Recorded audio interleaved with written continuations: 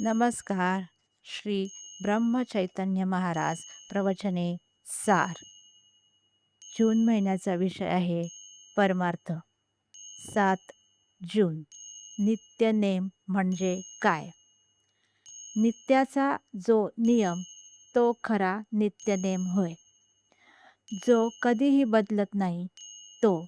याचा अर्थ जो पूर्ण शाश्वत आहे तोच खरा नित्य होय.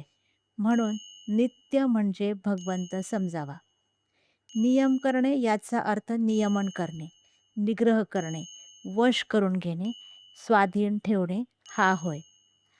आपले मन भगवंताच्या स्वाधीन करणे, त्याच्या ठिकाणी ते नेहमी ठेवणे याचे नाव नित्य नियम होय. देहाने घेता येत असून देहाच्या पलीकडे असणारे आणि सूक्ष्म असल्यामुळे भगवंताशी शाश्वत संबंध असणारे असे भगवंताचे नाम अखंड घेणे हा आपला खरा नित्य नियम आहे. इतर सर्व गोष्टी, शास्त्राची बंधने, पोथी वगैरे वाचणे, ध्यान संध्या आदी नित्यकर्मे वगैरे पाळावी, पण त्याचा हट्ट वा आग्रह असू नये. कोणत्याही अवस्थेमध्ये भगवंताचे नाम मात्र सोडू नये एवढाच हट्ट क्षम्य आहे.